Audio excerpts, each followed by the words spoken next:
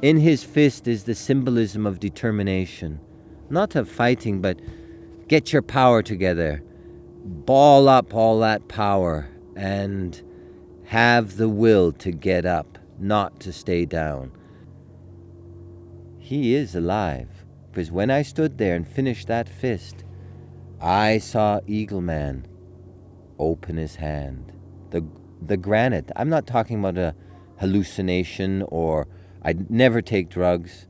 I watched how Eagleman took his hand, looked at it, put it down, and I heard Eagleman say, "Well done."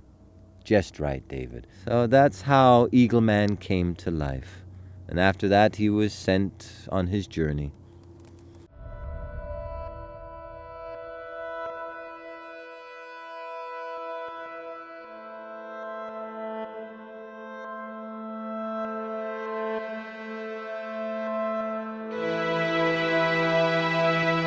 Steh auf!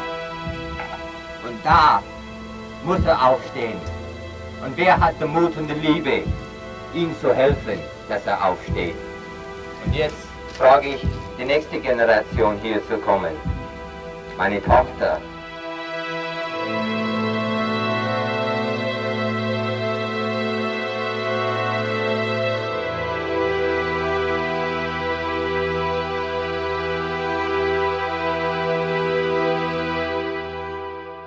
I believe it was the 10th or the 9th of October, 1992.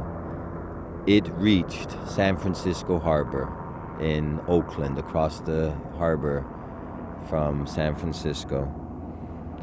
And so there I had completed my task. My task was to create it, and they said to take it, that they, meaning the spirits, told me to accomplish it somehow to get it to the Americas, which I did. I brought it there. What happened after that? It was out of my hands. I hit the American, United States of America political system, and it was not easy. It was a battle from the beginning. It's a symbolism of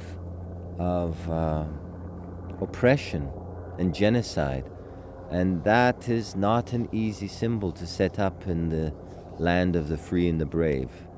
It was never set up in the United States. It was never brought to conclusion. I left it in a warehouse in San Francisco. That's the last place I saw it. So that is where it has been, in that limbo or middle world since 1992, since 20 years.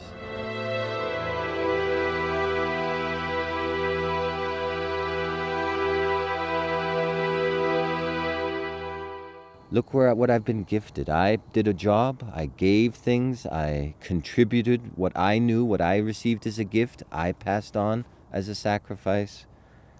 And they gave me in return more than money can buy.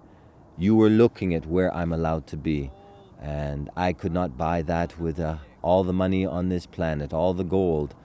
If I'm not meant to receive it, it's an exchange. Our life existed for millennium, exchanging, balancing everything. I receive a gift, you receive a gift. And my gift was given, I receive my gift in return. It's now up to the ancestors and the spirits to see which way that goes. I'm at absolute peace with the situation as it is today.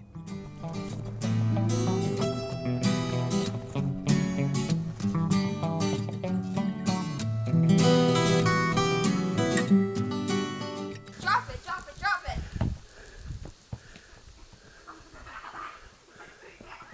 How important it is to give what I know and what I have heard and felt to young children, because it's kind of exactly the opposite of what took place when I was a child. I did not have the stories, the blessings that I have now that I can pass on to my children. And I never started writing books. I started telling stories to these kids.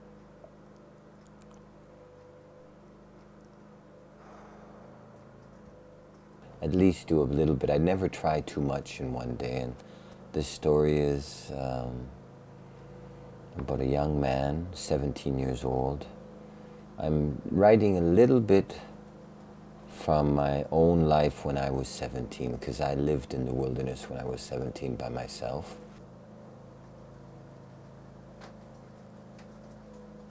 At the end of the story, it was more difficult to translate it. Let's go there. Let's take a look. You know, when they turned back into eagles.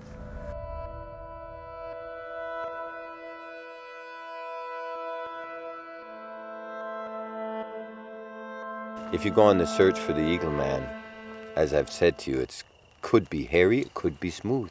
It's not me searching, it's you. And it could send you in a direction you never imagined.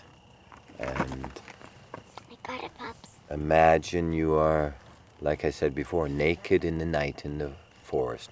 You become hypersensitive to what you listen to. And we got too used to listening on telephones and other tools that are supposed to help us hear what somebody else is saying.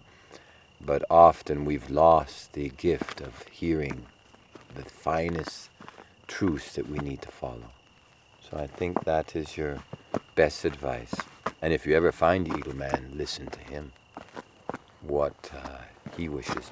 You know that I've said it many times to you, and in every book that I wrote, it is always there. What can I do for you? Don't dare come to somebody and say, Making a little soda. no, you've got to leave it up, honey. Don't dare say, give me. You know? Ask, what can I do for you? Okay?